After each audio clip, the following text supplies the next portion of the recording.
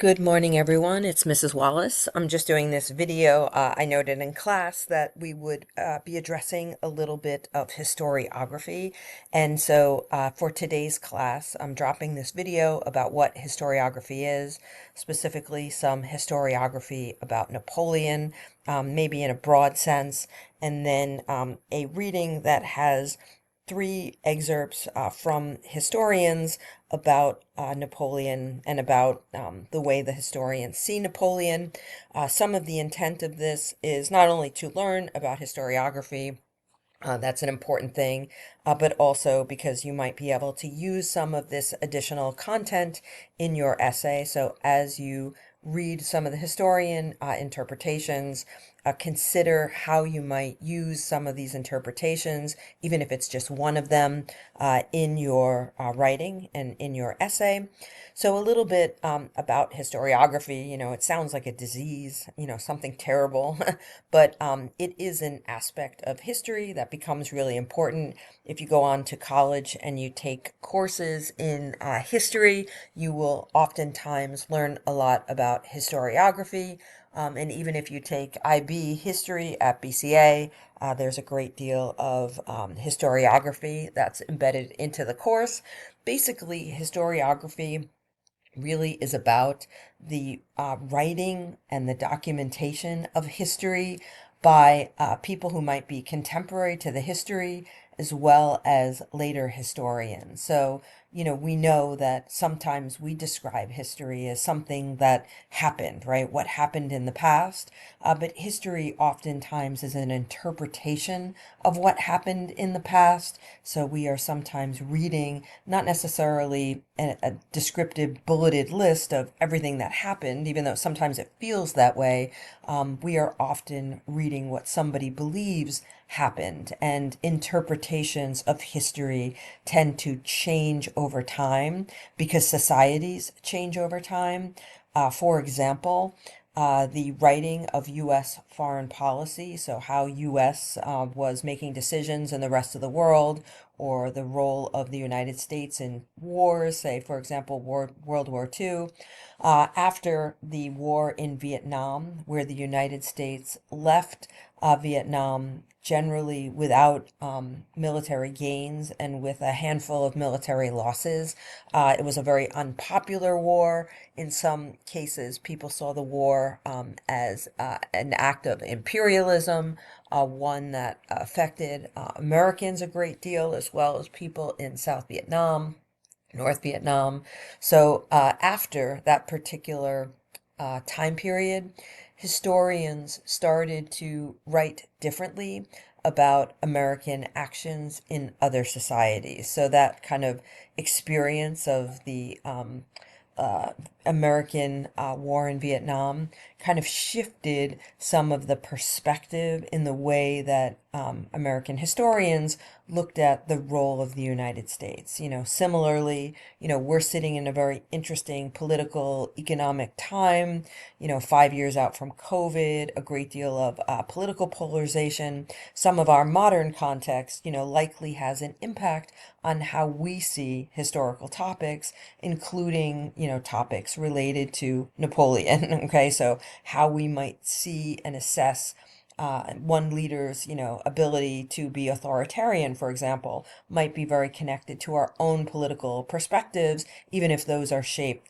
by a completely different time period. It's very hard to take those impressions, out of the way we see history, right? And all writers of history, have that. Why should we care about historiography? It really becomes important in your assessment of sources, whether it's a textbook source, or it's a painting, or it's a essay by an historian, or it's your history teacher. Whatever the source is, we know that sources are shaped by a great degree of bias. So understanding, where sources come from, and to some degree, what kind of shaped those sources, what influences they were on those sources, that can help us. To give you another example, in our modern day, and I heard this on a clip on NPR just a few days ago, You know that this is the 250th anniversary of the Declaration of Independence, so there's been a great deal of discussion about how the United States might celebrate the Declaration of Independence anniversary. And the Trump administration is putting together some commissions to really make statements about American history and American civics. So, for example, this week, some alliances for the humanities have given out grants to particular groups that are focusing on the 250th anniversary. And the groups that are funded are particular groups, it's not all groups. So, there's a degree of history shaping that's happening right in our own time period. Recently, the Trump administration hired an organization to create an almost 20-minute film that would get projected on the Washington Monument every single evening. So it's ongoing. You can actually YouTube the video and see it, but it offers like a quote unquote, history of the United States. But it's a very specific history of the United States that features American inventions, American expansion, American, access to the West, specific elements of the American history story are focused on. So somebody has taken the effort to shape the story of American history and kind of make it packaged in a sense for the American public in, January of 2026. So all of those efforts connect to historiography. Okay, so let's just look at a couple of these slides. So some ways to see historiography is to look in the time period of Napoleon. Madame de Stael is probably a really good example because we've already noted her in the trial. She's somebody who was outspoken critic of Napoleon, especially on his policies related to women. So in the time period, we have critics. We also have supporters. Count de la Cases is somebody who is a contemporary of Napoleon's. He ends up accompanying Napoleon in the last, kind of months of his life on the island of Elba.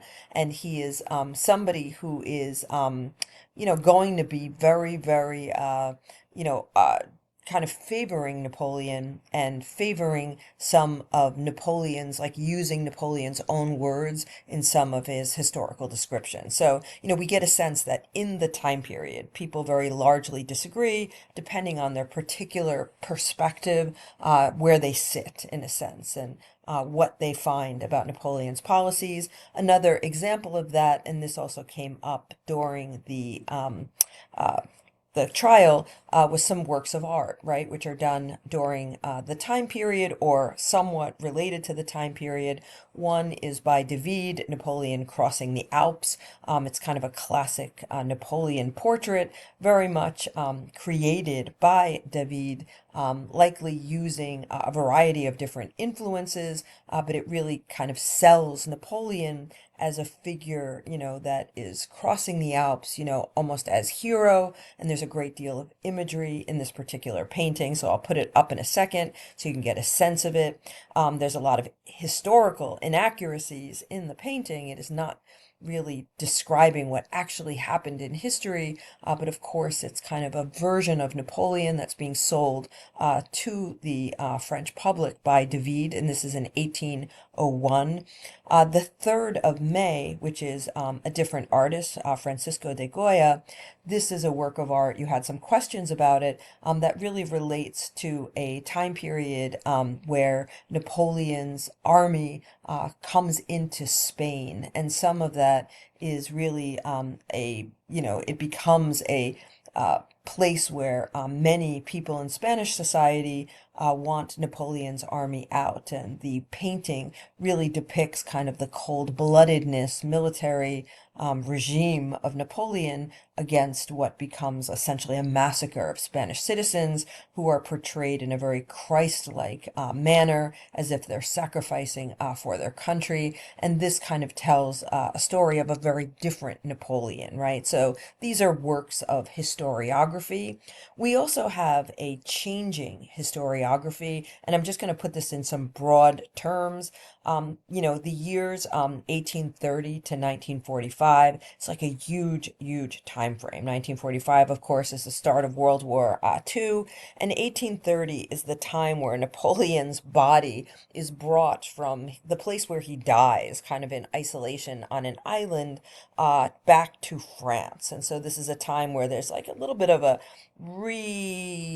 look at Napoleon and some of his efforts, and maybe France relooks at Napoleon. And this is because France is in a very different place in 1830 than it was, in the time period where, the coalition countries are trying to take down Napoleon. So we get this historiography that is very kind of black and white in terms of binary. Napoleon was either a great man, like great man, he was part of this. And there is a whole, line of philosophers who argue that, history is made of great men. And so some people in the 1800s especially are pulling into Napoleon in that particular vein. And this seems to be, kind of, and some see him completely as dictator. So historians tend to be 100% one or 100% the other, kind of on polar sides. And this seems to be regardless of nationhood. So in this time period of historiography, not uncommon to see two French historians who completely disagree. So both from France, but one sees Napoleon as a great man and the other sees Napoleon as a dictator. So kind of, an extension of what we might see in the contemporary time of Napoleon's life. When we get to our more modern time periods, like 1945 to 2000, we have a great deal of influences on, especially of social history. One example of this is feminist historians, historians of civil rights, have written, especially after the time period of the 1950s into the 1960s. We see a great deal more attention paid to, for example, the experience of women in Napoleon's Europe, right? So some of that becomes much more connected to the experience of people. And so there's like much more widespread research done by historians on groups that were marginalized by Napoleon. From 2000 today, we get a variety of new evidence. So there's some new authors of Napoleon. So some books that have come out fairly recently that are a little bit more nuanced on Napoleon, sometimes seeing him perhaps in good and bad lights. Some of this new evidence is like one way to consider what can actually shift historiography. Sometimes we do get new evidence and it completely changes the way people kind of think about history. Sometimes historiography is just simply affected by shifts in one own's time. Okay, and so both of those things are having a play. One of the things that happened some years ago, I want to say it was closer to like, I don't know, the 2016 time period. Maybe it was just a few years ago.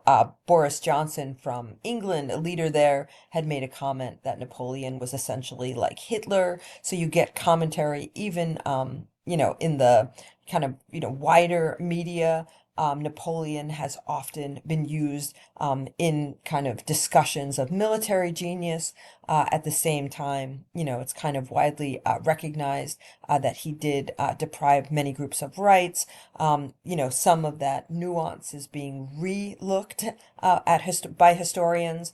Some of the historian excerpts that you're going to be looking at are from like the time period, I would say, of these last two historical times. Okay, so just to give you a little bit of that idea of how historiography might change. If you want to look at these two works of art, this is the work of art. It has imagery in it in terms of, Napoleon on the horse. This is supposed to be Napoleon crossing the Alps, and like in reality, he was on a mule or something like that. It didn't look like this. It was a many-day campaign with a great deal of exhaustion. But the style of his dress and the cape is kind of like almost this imagery of like Superman. And, we kind of get where David is going with this. Likewise, the 3rd of May, it's the French soldiers on the right. They are essentially, kind of dehumanized in terms of not even seen as, kind of human faces. They're just, massacring, Spanish citizens in cold blood, who are standing up for their country. Napoleon had plowed through France with an effort to try to get to Portugal to ensure that Portugal would follow his trade rules and exclude Britain in the continental system. And he also